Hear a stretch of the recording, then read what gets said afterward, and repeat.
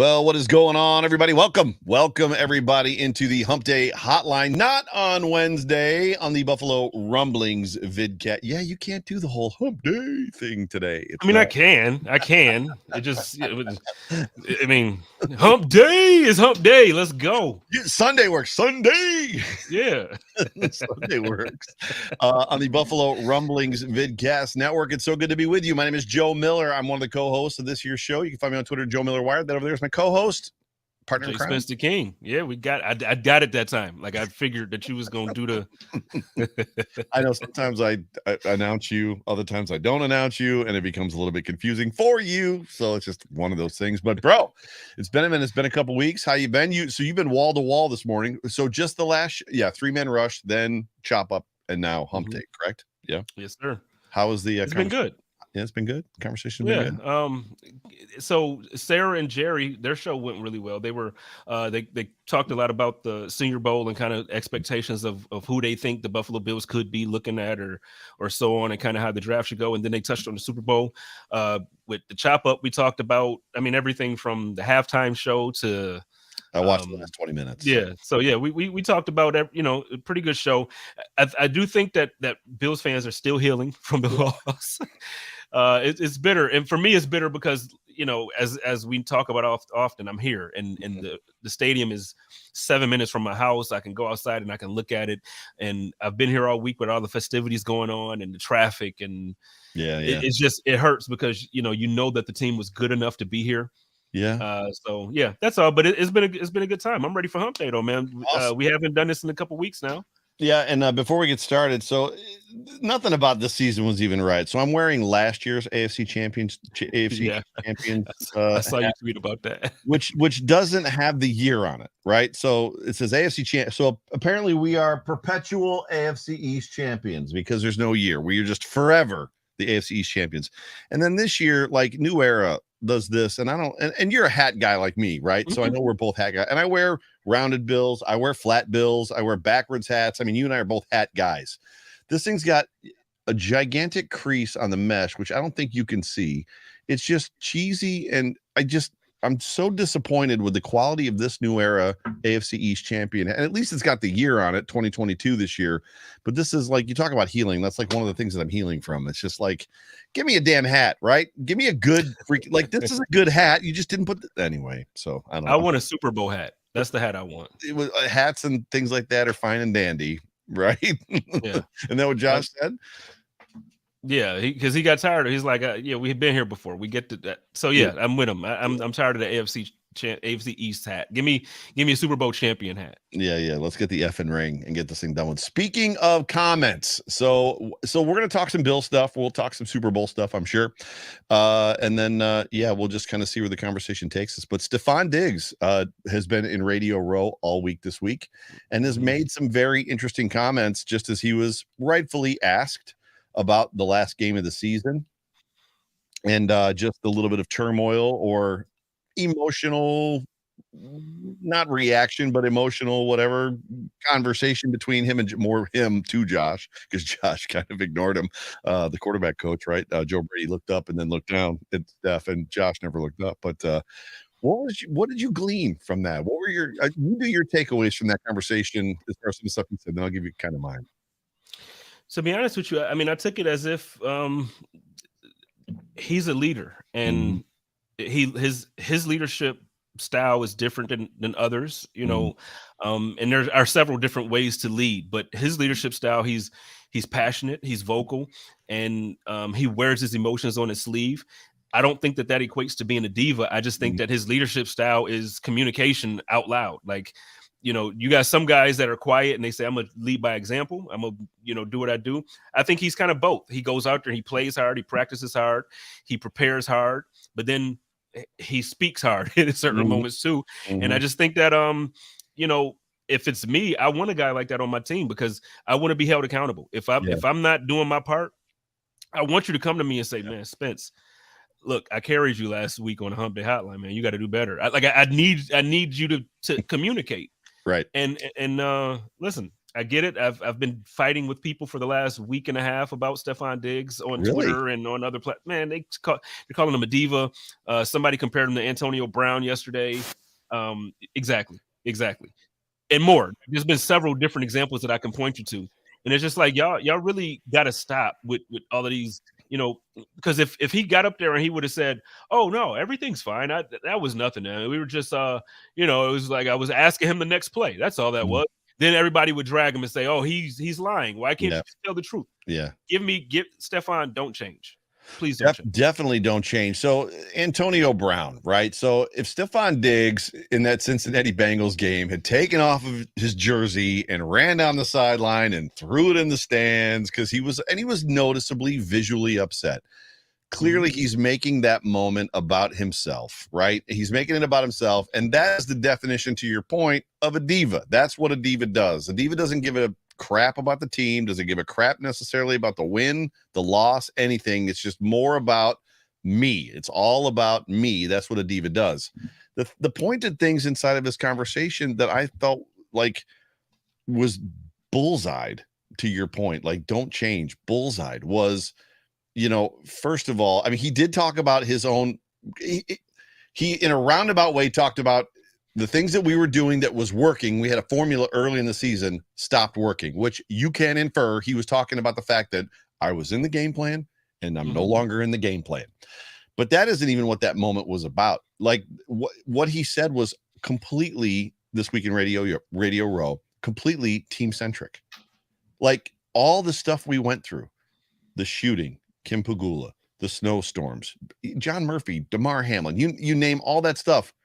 And this is how we want to finish, right? I mean, and then to say that, like, I watched the game back 5 times trying to figure it out because this wasn't us. Like this wasn't our team. This isn't who, like, we went out there after all that. And like, this is what we did. And I watched the game back 5 times just to try to figure out what happened because it was, I'll put words in his mouth. It was unrecognizable. And I think that's how we all felt. To me, there was a measure of, I felt a little healed after I heard him talk. I was like, yep, got it, nailed it. Like, yep, what he said. Put that on a billboard in Buffalo. And see, to me, when I watched him, it's like, oh, so the players feel what I feel. Because you also see, like, so there's a side of it where some players, obviously it's their job and they are passionate, but it's their job. So then you see guys like Daquan Jones go on Twitter and he's joking with the fans and he's just, now it doesn't mean that he wasn't upset afterwards, but what I'm saying is you see that side of it and it's like, man, these guys, I guess they're over it already. But then you see Stephon Diggs and he's now this week doing Radio Row and he's still talking about it like, man, it's just unrecognizable. And it's like, oh, so me having these emotions are okay because like I still see the players having these same emotions. Yeah, I want my guys, and I said on the chop up, I said the thing about Stephon Diggs that I love is that yeah, it is cool to be 13-3 after we've been a fan of a team that's gone 17 years without making the playoffs. It's cool to be competitive every year. But the thing I love about Stephon Diggs is that he doesn't just want to be competitive. No. Like he doesn't, it doesn't feel good to just be competitive. When you lose the last game of the year, it doesn't matter. Yep. And he's at that point for him where it's like, look, I get it. We're good. We're a good team. We were, like they pick us to win the Super Bowl at the beginning of the season. They pick us to win the AFC East at the beginning of the season. Right. But I don't care about those picks. I actually want to do it. So I love it. I love it. Same. And there's inside of his emotional state, inside of his comments, inside of his expectations, and this comes back to your leader point, comes accountability.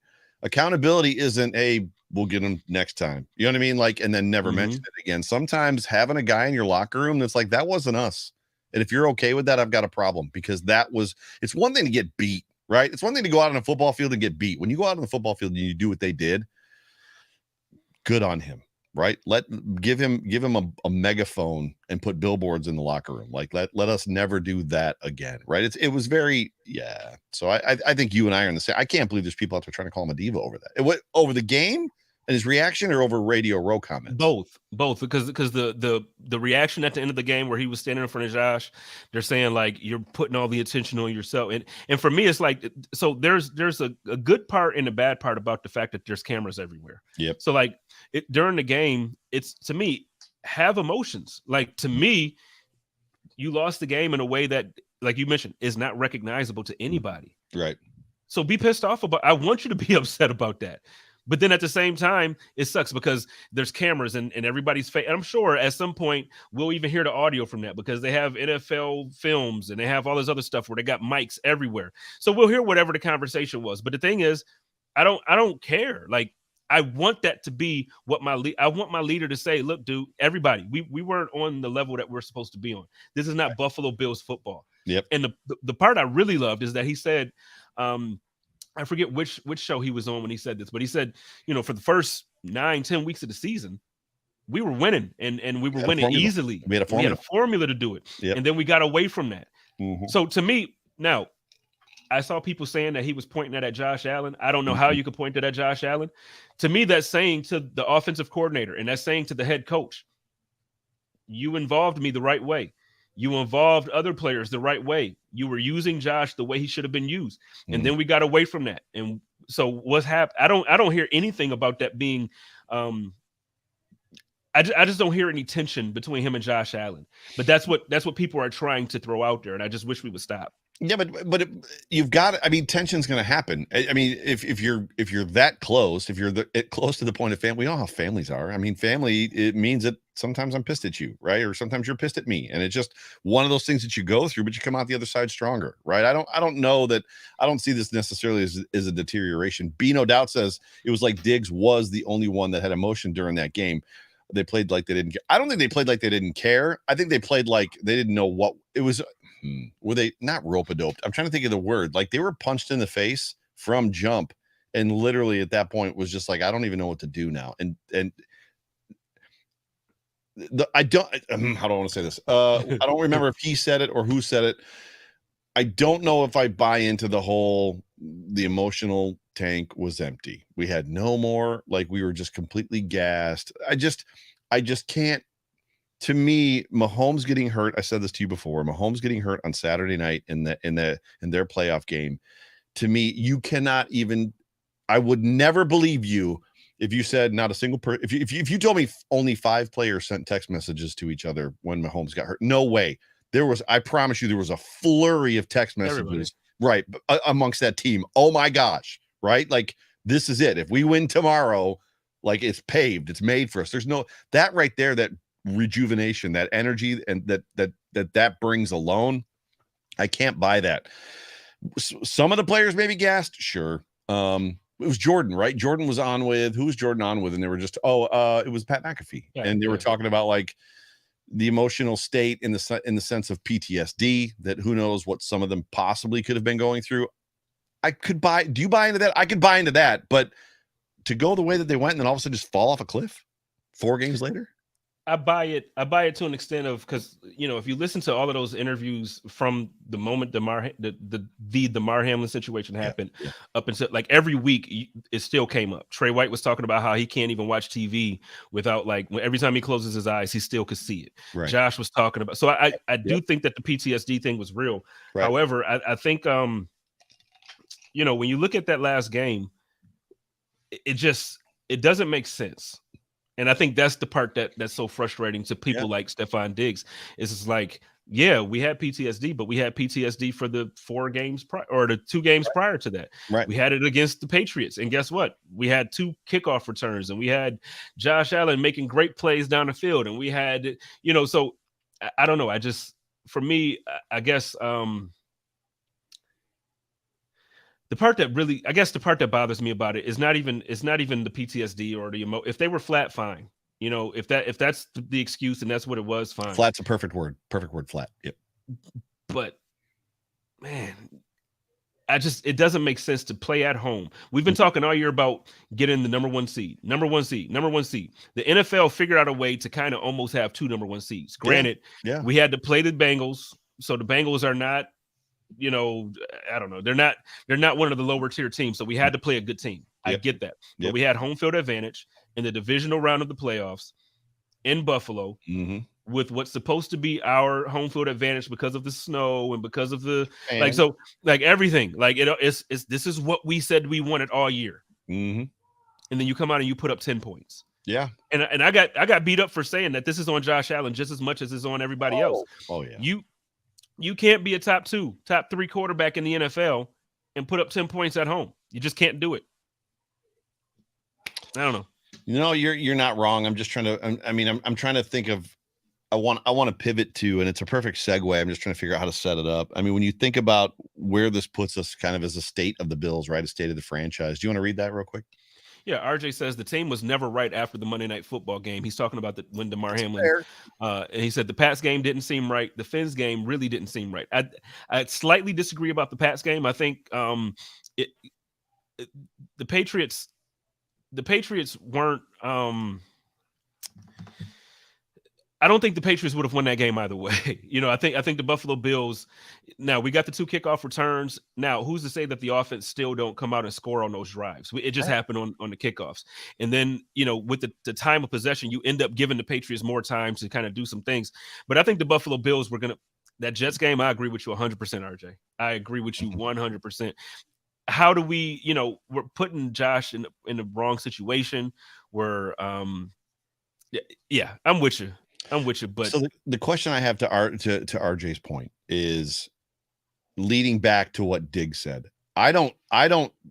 So Stephon Diggs says the first 7 to 9 weeks of the season, we had a formula that worked. We knew how to win. We could go out there and win. And then after that, things changed for whatever reason. They changed. I think that Monday Night Football game, the Damar Hamlin game, is more of a bullet, or not a bullet, but just a marker to give an excuse to the last several games, and that it looked quote unquote different. I don't think it looked right before that either. Like it wasn't like leading up to that game that the Bills were world beaters. They were shooting themselves in the foot, making mental mistakes, doing all kinds of. We talked about it. You and I talked about it. I talked about it on my shows. You talked about it on your shows. How long can this team beat itself and keep winning? I mean, it's a resilient. That was the word. Remember, we're just such a resilient team, and they were resilient. But I don't think it was like the Damar Hamlin game. Then everything was different. I think it was different. Well, from the second half of the Green Bay game is when things went sideways, right? Yeah, you could. I could say that. I think a lot had to do with. Now, I don't know this. I'm not a team doctor. I haven't heard this from any team doctors. I think Josh Allen was concussed that second half of the game. And which game? The Bengals game? The Packers game. Yeah, that's very much possible. I think the same way we saw Tua hit his head on the ground. There was a play in that game where Josh Allen's head slammed into the ground, and he just wasn't himself. And then then Green Bay, ran on us and blah blah blah. But I just think then he got injured. Then they had the elbow injury, right? Yep. So I think going forward, he just wasn't Josh. He just wasn't 100% Josh. So with that being the case, I think for me, I look for, and this is what I want to see during the off or going into next season. I want to see our offensive coordinator really develop a real game plan for Josh Allen. Not just because he has I get it. Like when I play Madden with the Bills, I throw bombs to Diggs. I throw bombs, and it happens. I win the game 45-10. It's like, this is what the Bills look like. But realistically, I want to see the slot used more. I want to see drag routes. I want to see screens. I want to see the running backs get more involved in the passing game. I want to see Dawson Knox be one of the top 3, top 5 tight ends in the league because he's athletic enough to be that. I want to see Josh Allen. I said this on Code of Conduct before Nyheim Hines joined me. I said, if Josh Allen literally was taught to take what the defense gives him on every single play, and I get it, you're going to have mistakes. I don't expect him to be perfect. Of course. You take what the defense gives you every single play, he's going to win MVP, period. Oh, yeah. For sure. But it begs the question, when you think of the state of the franchise, state of the Bills, I mean, are the Bills in a situation? There's so many different angles and roads to go down as far as this goes when you talk about retooling and free agency in the draft and what the Bills have to do. And I think we all agree the Bills need a number 2 with a slot to push Gabe to 4 to kind of bring that offensive wide receiver room back around. They need a right guard. They need to move Ryan Bates back to left guard. And then they need a little bit of help just on defense here and there, probably an extra edge rusher. Who knows? We'll kind of see. And then obviously we've got the cap issues. So all that, understanding that we agree, all of us probably agree on all of that. Where is this team when you think about them now trailing the Chiefs and the Bengals, potentially the Eagles, right? I mean, it's no longer Bills, Chiefs, best 2 teams in the league. There could be a case made that the Bills are 4 or 5, like on that list. And as much as the Bills, I think, are tied right now going into next year as the Super Bowl favorites, isn't that right? Like, I don't want to hear it. right. I don't want to hear it either. I don't know that remains true. I feel like the Bills. Listen, I know what you're going to say. You're going to say buns, and there's a measure of yes, buns. We both know how I feel about Derek Carr. That I've always kind of like had a thing for Derek Carr. Not that I think he's great. Like, I don't think he's Josh Allen or Pat Mahomes or Justin Herbert, anybody like that. But the Jets, with that defense, with Breece Hall, with all the stuff that they added, they've got the offensive player rookie of the year, they've got the defensive rookie of the year. You add Derek Carr to that football team, and then you got the Dolphins. Who knows what they're going to be next year with Vic Fangio, right? As their defensive coordinator, which is a fun story we can talk about. I don't know if you heard the Eagles hired Vic Fangio for 2 weeks. Yeah. I want to talk about that. So we'll get to the Super Bowl portion. We're talking about that for sure. Like, I don't know that the Bills are a shoo-in to win the East next year. Well, to answer the first part of that, I wouldn't say buns to that. I think Derek Carr I don't think he's a great quarterback. I think he's a good quarterback. Good. And Perfect. You put him on a team. Yeah. And you put him on a team that has a couple wide receivers, a good running game, a decent offensive line, a very good defense. And like you mentioned, with the offensive rookie of the year and the defensive rookie of the year, they've drafted well for the last 2 seasons. So you add Derek Carr, or you add a Jimmy Garoppolo, you add a good quarterback to that type of team, and absolutely they could be something to be reckoned with. Listen, I think a lot of people are forgetting about the Patriots still. I get it. They didn't make the playoffs this year. I get it. It wasn't the best year for them. Look, I still feel like they're all in. The AFC East was like this for most of the year until the end of the year when the Bills kind of pulled away and everybody else stayed here. The AFC East is going to be competitive. Everybody's getting better. Everybody's drafting better. The Patriots, I think they need to take that responsibility away from Bill Belichick. But as a coach, 5 years ago, yeah, they should have took that responsibility. But as a coach, listen, I'm with you. It's not a shoo-in. Do I think we're going to do it? Yeah, I think we're going to win it. But Roy Collins says that Carr is like Cousins. You add Kirk Cousins to the New York Jets, and I promise you don't want to see them. We play them twice. Kirk Cousins is not a bad quarterback, man. And it's not going to be a situation. So don't anybody mistake what Spence and I are saying. It's not like the Jets are going to bring in Derek Carr or Kirk Cousins or Jimmy Garoppolo and they're going to start waxing people 45-3. It's going to be no. They're going to win 13 games by less than 7 points, right? That's what they're going to do. They're going to be 17-14, 24-21. Like, they're not going to be like they're not going to be the Chiefs. They're not going to be the Bengals. They're not going to have this high-powered offense. They're going to have a team that's going to basically take you to the carpet every single time that you play them. And chances are you're going to tap out. They're going to be the first year that the Bills made the playoffs with Josh Allen at quarterback. They're going to be a team like that where the Buffalo Bills, we weren't blowing teams out. We had I think we had the 4th best defense in the league, and we were beating teams 21-14, 21-17. Right. It's going to be one of those type of years where, hey, and you get Breece Hall back. Listen, I think the Jets would have made the playoffs, period, if Breece Hall wouldn't have got injured. You might be right. You know what I mean? Like Breece Hall, so they would have had the offensive rookie of the year anyway. If Breece Hall, the Jets are drafting very well. They have a smart head coach. They have a very, very capable GM over there. Look,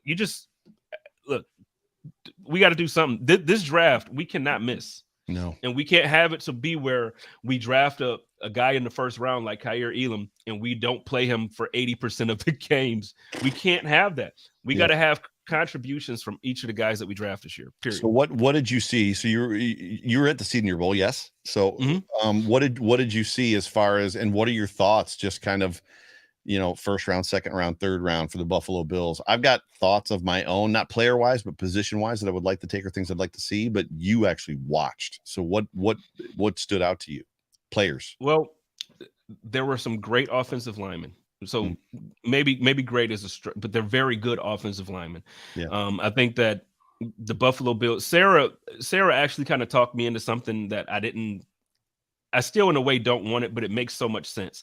I think between rounds like 2 and 5, there's so much value there. Like, you have so many guys within there where you could really build out your roster and have depth. So I think if the Buffalo Bills were to trade out of the first round, which I don't want them to do, I want a wide, like if there's a wide receiver there, or if there's Take like a top lineman that's still available, you take him. Take him. But if the Buffalo Bills were to trade back and get a couple extra picks in that second or third round, and then be able to you can get 2 offensive linemen in the second round. You can get, so I do think that that's something that's possible. There's a few safeties that were really, really good. I have a draft crush on one guy, but I have to look at him a little bit more because I only saw him that weekend. I don't watch much college. So, but Shamari Connor from Virginia Tech, he hits hard. He's always around the ball. I think he lacks a little bit of athleticism that we normally would see. Like, we're used to Jordan. We're used to Micah. He's not Jordan. He's not Micah. But he's very, very good. He's always around the ball. It didn't matter if it was a run play or a pass play. He was around the ball. And to me, as a safety, you want to see that he's putting the hammer down. So, there was some good observations.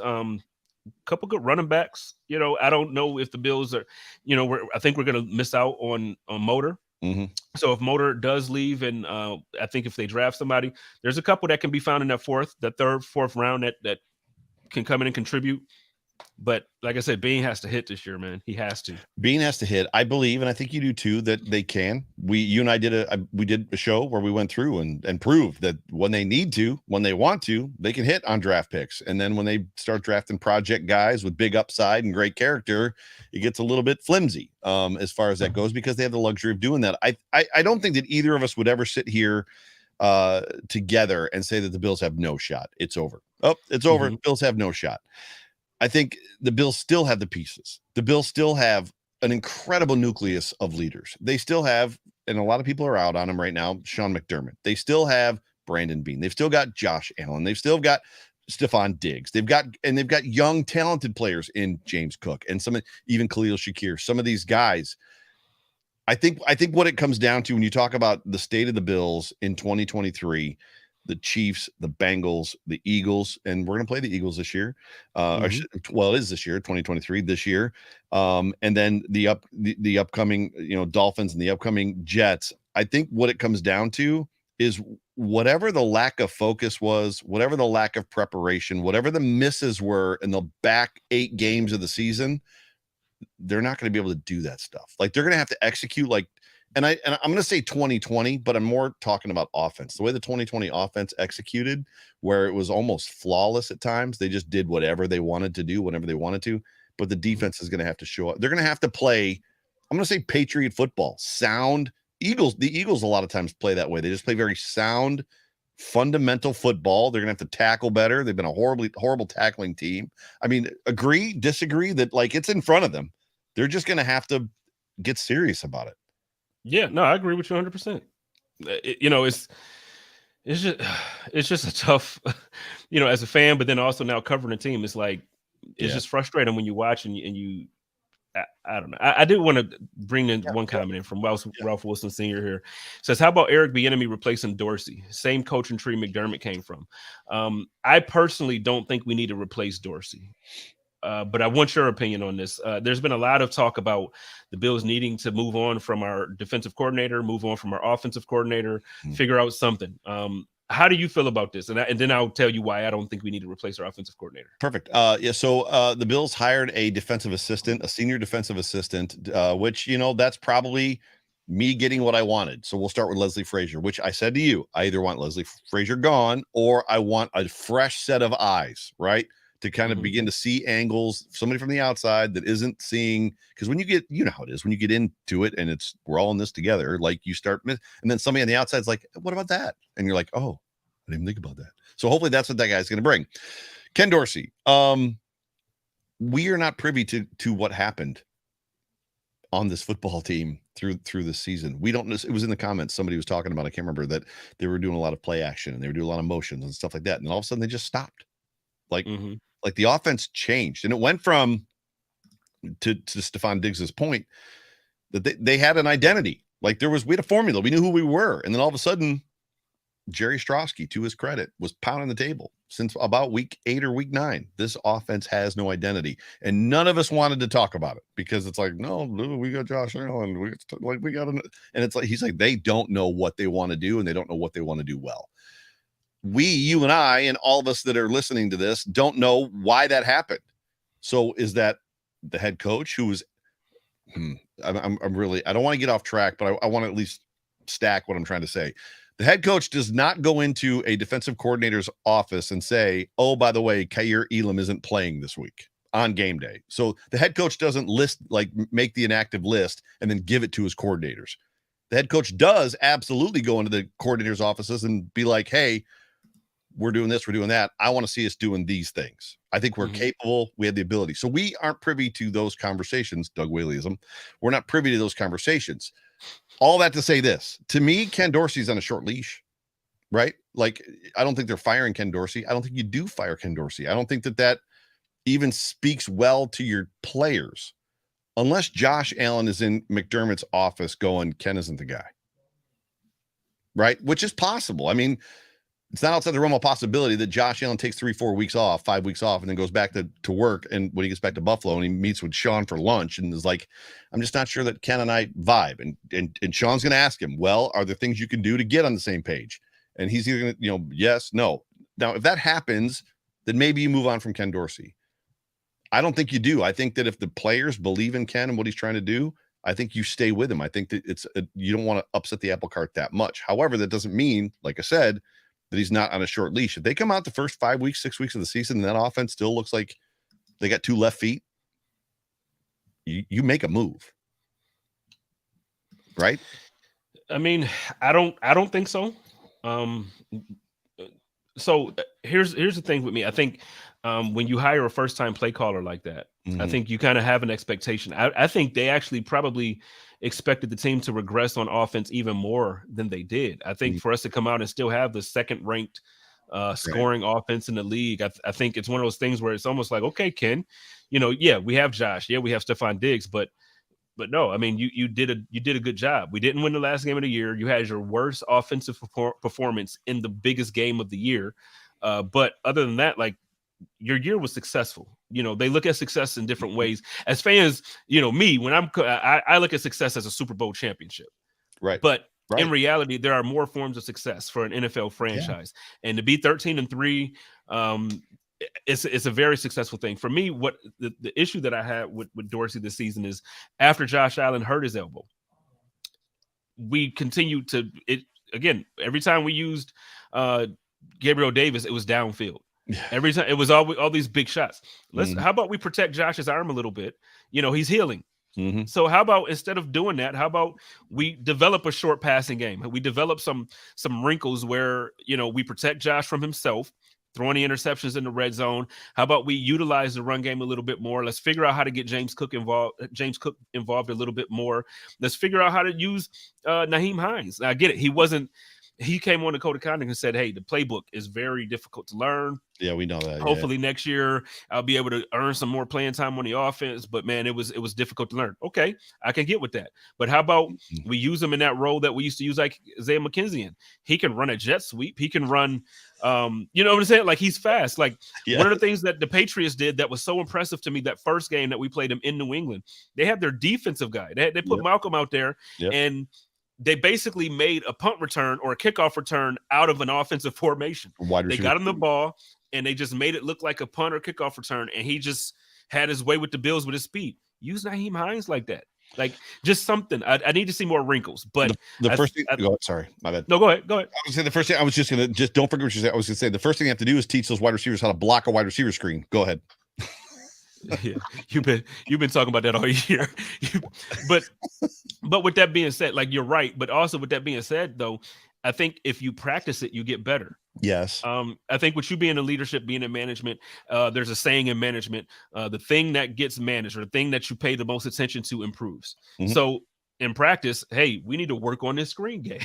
Let's work on, instead of, because there's no way you're going to make me believe that they're practicing screens and like that's what they're practicing, and then all of a sudden they come out and Josh's, like, when you look at Josh's chart, like his attempts and stuff, it's like Now, when we're winning, it's like our quarterback is the man. We're throwing all Right. these big play. It's awesome. But then, like, when you look at it, it's like, okay, why don't we have many completions within 5 years?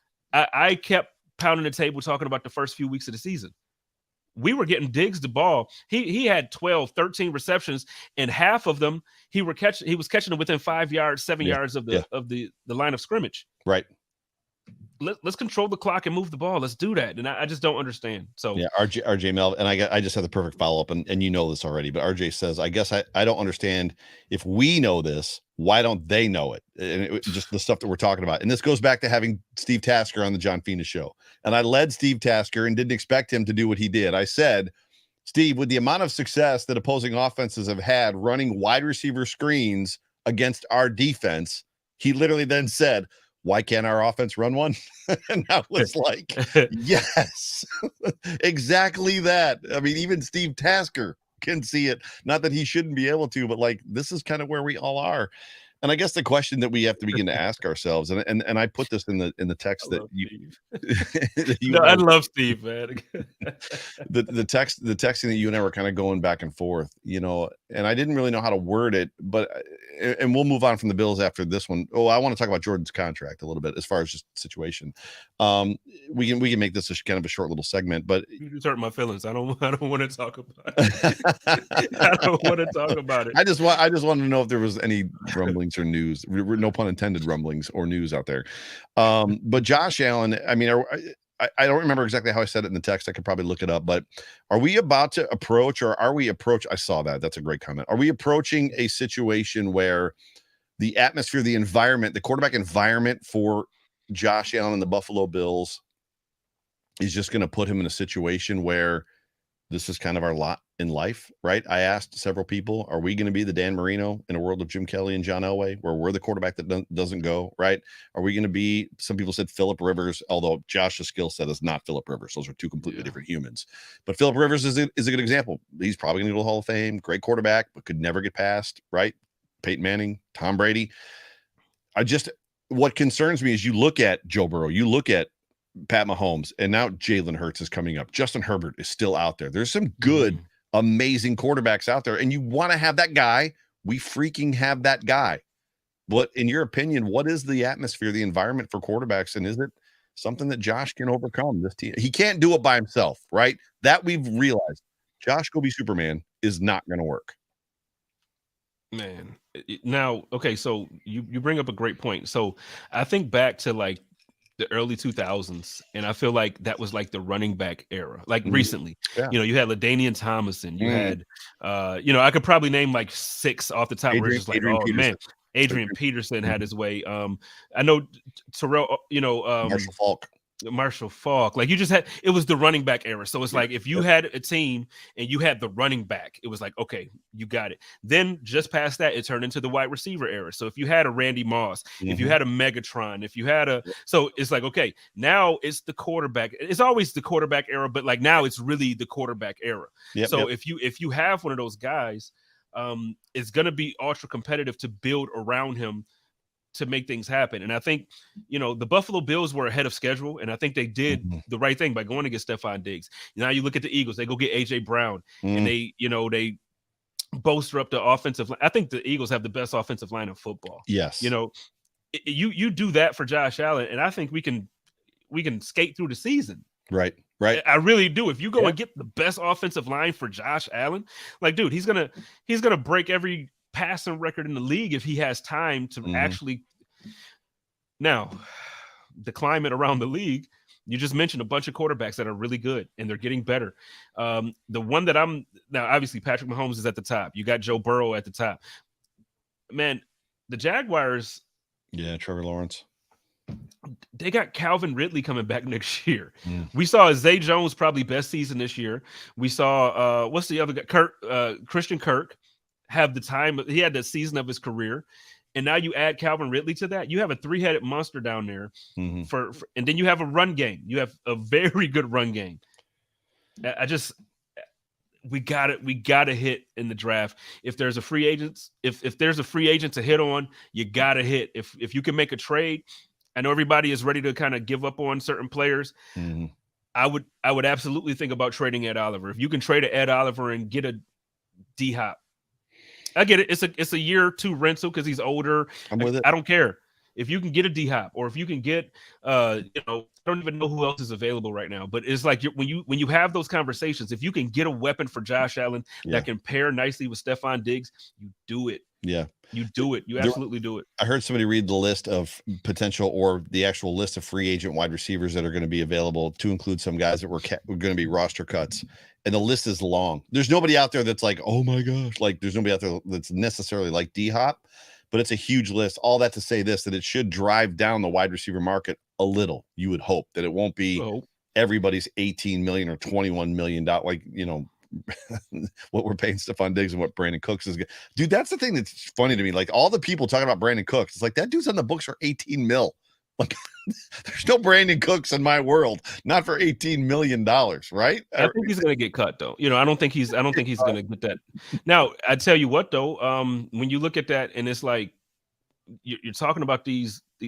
We had this conversation earlier in the year because he went on his free agent tour. Yeah, I'm still okay with Odell Beckham Jr. Same. Now, I'm not saying bring him in for that cost. I don't want him for that cost. But you have him and you put him in that Cole Beasley slot position. Yeah. Give me that, and then put Gabe on the outside. Like, then you can stretch the field with Gabe. I think that only works because you can move all three of those guys around, right? So if it's a situation of he never leaves that slot, because OBJ can play the boundary, we know that, and that's the thing. So if you can get a guy and then move, move Davis inside of OBJ, it just changes the complexity of the offense, and it doesn't put Gabe on with the second best or the best corner that the teams have. And this is what's difficult too, is because we love Gabe Davis, right? And I'm not overly comfortable with the Gabe bashing that's been going on for the last several months. I've been there with everybody else that he's not a number 2, at least right now. I don't know that he's going to make it past next year, right? Next year's his last year under contract with us. I don't know that the Bills necessarily re-sign him for the money that he's going to want, or probably maybe command. They just got to do something. I don't know where I was going with that. They just got to. They got to do something. For the record, and I'm saying this proudly, I know it sounds like I'm a hater, but I was first on that Gabe Davis is not a number 2 wide receiver trade. Yeah. And I got beat up for that take as well. But it's like, look, beat me up all you want to. The fact is, he had a 50% drop rate. He had several plays where the Jets game, if he made that catch, very likely the Bills win that game against the Jets in East Rutherford. Yep. There's a very realistic. There's a drop touchdown in was that the playoff game against Miami? He dropped it, like, literally. Josh put it and it hit him, like Dolphins game. Yep. So it's just like there's so many exampals. There was the one along the sideline, the left sideline. He was on the boundary that hit him. I don't remember what week it was. Same thing, but it's just there was too many. We need to do more for Josh. 50% is a problem, right? Nobody should be dropping the football at 50%. The drive stalls, the drive kills, like just the out of rhythm, what it does to your entire team.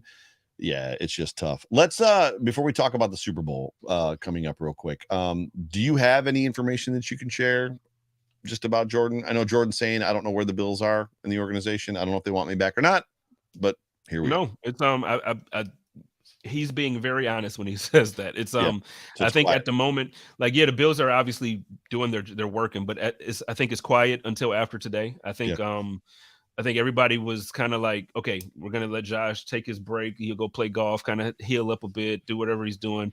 I think everybody is kind of just like, all right, the Super Bowl's coming. And then after that, I think you'll start to hear some news within this week or next week coming up. But I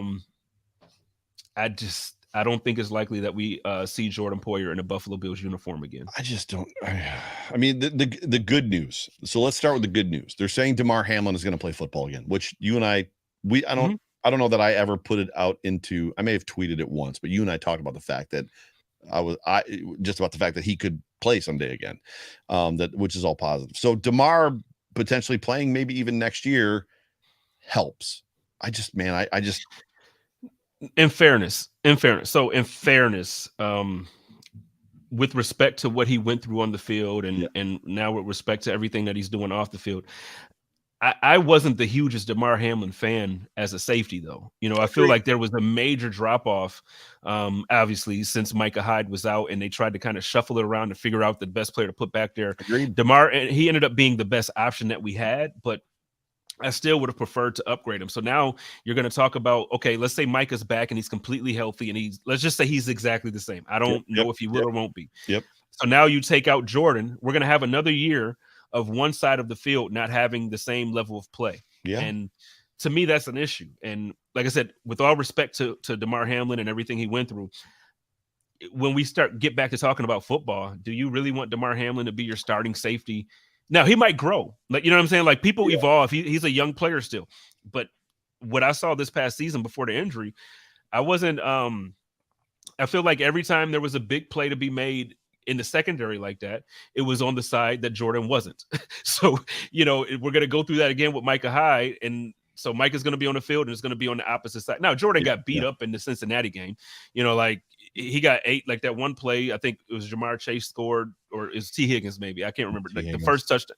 So I get, like, Jordan's not perfect, but you look at the entire season, Jordan did his job very well. Yeah, again. for sure. For me, the DeMar piece is about the drop off. The drop off from Jordan to DeMar is nowhere near as big as Jordan to Jaquan Johnson. Like, that drop is huge. Like, Jaquan Johnson the starting safety team for the Buffalo Bills in 2023 cannot be Micah Hyde coming off of neck surgery, fusion surgery, and Jaquan Johnson. That can't be it. It just can't. And I don't know that. I mean, can they strike gold like they did with Micah Hyde and Jordan Poyer 5 years ago now? 4 or 5 years ago, whatever it's been. Can they go find 2 guys that are draft cast-offs? Jordan primarily only played special teams with the Browns. Micah played with the Green Bay Packers, but they didn't do much to keep him. And the Bills struck gold with those 2 players. Can they do that again at a good price? I don't know. Can it be cap friendly, like from a free agent, or do they draft a guy? Right, 3rd round, you drafting a safety 3rd round and expecting him to play at Jordan Poyer level? Well, let me ask you this, because there's a projection of what Jordan's contract should be. I was looking for it now. I can't Every quite find it. I've seen is way too low, and that's what I think. I think that I've seen basically like Jordan's 11, Edmonds is like 12. I'm like, nope. And then really the one that I've seen for Tremaine, I think is low, especially with what the Ravens did out there when they extended their guy. I feel like it kind of bumped up the expectation for all these linebackers. So, breaking my heart, I don't know if we get Tremaine or Jordan back next year. You know what I mean? Which breaks my heart. If they're not bringing Tremaine, so they are so Tremaine centric, it's not even funny. This defense only works. I heard somebody talking about it this past week. This defense only works because of Tremaine Edmonds and what he brings as a skill set, like kind of to the defense at that position that he plays.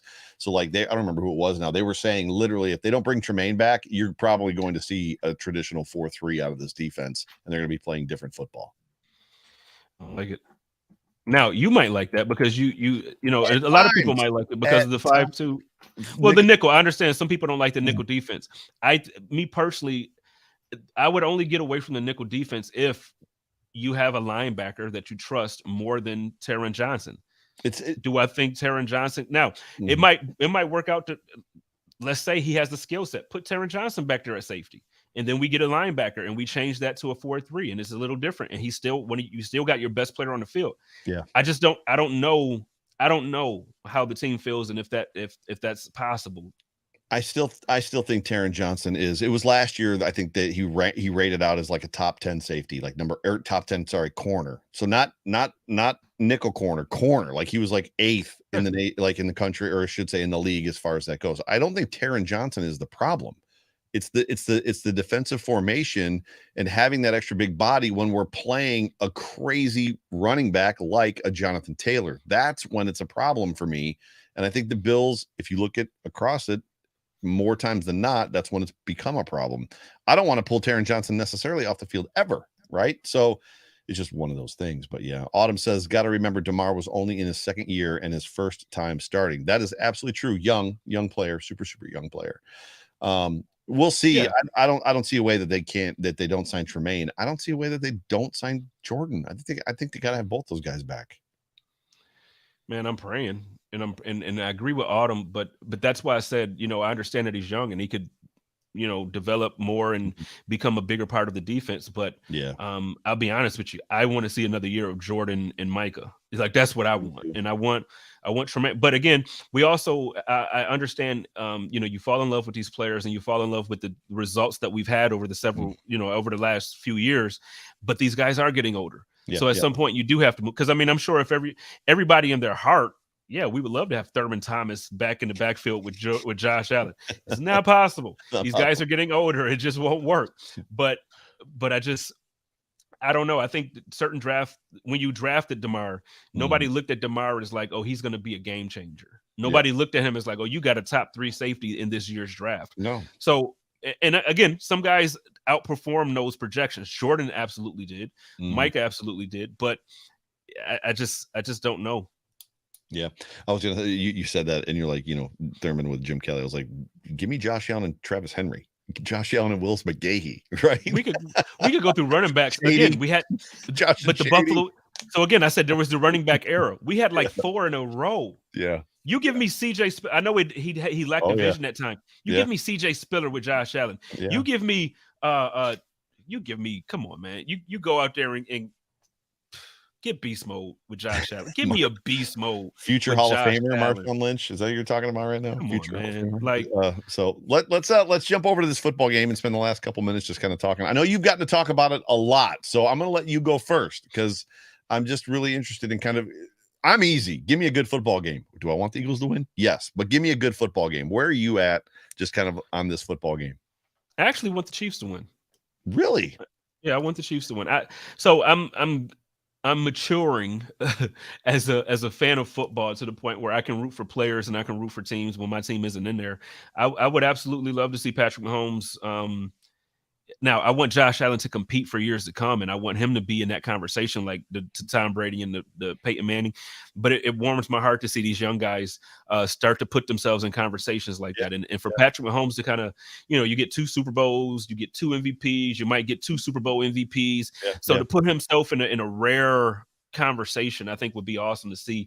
And to be honest with you, I love Andy Reid. I just think Andy Reid is, you know, he's a brilliant offensive mind, and I like Travis Kelce. I think he's one of the funniest, one of the most entertaining athletes in the game. I like their defense. Their defensive coordinator is Spags. He's in his bag all the time. I think they're tough. Mm-hmm. So yeah, no, I'm actually rooting for the Chiefs to win this one, man. I think that the Chiefs are the model of what the Buffalo Bills should be looking to do with with the roster over the next several years. Yeah. So I'm all kinds of petty. I get it. I get it. It's the Batman. Some people just like to watch the world burn. I'm that guy. Like literally always the bridesmaid, never the bride. The last thing I want to see is Pat Mahomes 5 straight AFC championship games, 3 Super Bowl appearances with 2 Super Hey. Bowl wins, 2 or 3 MVP. It's just like I don't Hey. need another Tom Brady in my life. I dealt with Tom Brady for 17 years. I just don't need another Tom Brady in my life. Go But ahead. Joe, no, I'm just saying, but hey, like we got to do it. Like Yeah. it's the same. Like think about Tom Brady. Now think about Peyton Manning. At some point, Peyton had to do it. He had to beat Tom Brady. Yep. And Yeah, but I don't want, but that's a great question. It's a great setup for this question, which I was thinking about yesterday when I knew that we were going to do this show. So Okay. you walked me right into it. Is 1 enough? You're Peyton Manning and you're Tom Brady. So we're Josh Allen and we're Pat Mahomes. Pat Mahomes is going to win 7. The Bills are going to win 1. Are you good with 1? Was 1 enough? With Josh Allen, with the talent of Josh Allen, is 1 enough? I asked this question on Twitter the other day. I put up a poll and I said, are you good with 1 Super Bowl or do you need to be competitive and win multiple? I'm gonna tell you, Joe, I'm a give me 1 before I die.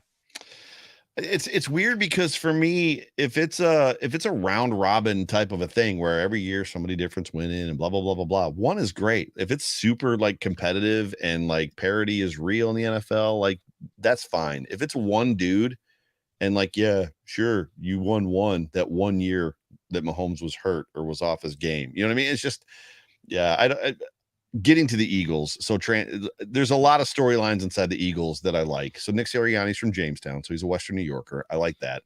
Jalen Hurts, is a surprise to me. We started this show this year talking about all the other quarterbacks around the league, and I said I don't understand the Trey Lance, and I don't understand Jalen Hurts. Jalen Hurts hasn't arrived, and Trey Lance hasn't even found the building yet. And we were both kind of in the same spot. But Jalen Hurts, Trey Lance got hurt, and then Jalen Hurts has become like he's right there as far as that goes. The offense they run looks wildly similar to the 2020, 2021 Brian Dable, Josh Allen offense. So to me, there's a lot of like, I've seen that play before. Like, if that makes any sense. And then just there's just an arrogance about Kelsey and Mahomes. And I love Andy Reid. Andy, who doesn't love Hey Kool-Aid? I love Andy Reid, but I just but I want the Bills to have that arrogance. Like I want, like the way you're talking about the Chiefs, and you're like, I don't like it because of the arrogance. And there's I want the Bills to like be that good, like do it. But I mean, if we're not there, I can't. I get. But see, go ahead. No, I was just gonna say, like to me, it's like when you're that good, I can't be mad at you for feeling that you're that good. But that's what's weird. I think it's a has versus the have-nots, and we've been have-nots for so long that just there's an aspect of like they have Pat Mahomes, Travis Kelce, Chris Jones. They're not so good. They have 3 players. 3. See, I don't know if that's accurate. Andy Reid. I don't know if that's accurate. I feel like we look at the team like that. But if you look at the stats, you look at who Mahomes has been throwing to and how he's been distributing the ball, I think they built a well-rounded offense. Yeah, they did. And I think, so I think they might not have the Tyreek Hill anymore. You know what I mean? But they replace his production with 3 guys. And if Tony can stay healthy, I'm gonna tell you, if Tony can stay healthy, that's gonna be dangerous. Yeah.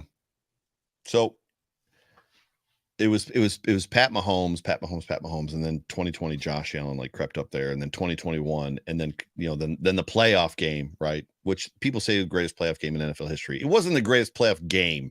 The first 3 quarters of that game wasn't that great. The first half was boring, and then the last quarter of the game was insane. Mm-hmm. And then we all let ourselves to believe that, and so did the league. Allen is right there with Mahomes, and I just don't feel like Allen is right there with Mahomes right now. Do you agree? I think he is. I think he is. When you said it, you talked about the distribution, the throw. I think he has the ability. I just think that there's, whether it's coaching or what. Go ahead. No, I think Josh is there. I think our play calling isn't there. Yeah. I think when you have Andy Reid versus Ken Dorsey calling the plays, or Eric Bieniemy versus Ken Dorsey calling the plays, I think that they call plays to put so the routes that are ran aren't putting Patrick Mahomes in a position to throw an interception in a red zone when he's in the 40. So I just think they put him in a better position to be successful based on what he's able to do. And Josh has a cannon. He can throw it anywhere on the field. However, he also, he can fit it in windows that most people can't. Put Josh Allen in a position to where, as much as I was difficult on Isaiah McKenzie, give Isaiah McKenzie some short passing plays that will allow him to use his speed to get out of there. Let Stephon Diggs. So put Josh in the same position to move the ball the same way Patrick Mahomes does. And I think that Josh Allen will absolutely still be there. I just think that right now we're like I said, we're calling the plays like it's Madden in real life, and I don't understand it. Yeah. So this football game, give me a good game, right? So if just give me a good game. I don't want to see 6-3. I don't want to see 9-3. I don't want to see 45-3. I want to see a good football game that's back and forth, goes down to the wire. It doesn't have to be super high scoring. There can be punts, but give me a good football game. Isn't that what you're hoping for?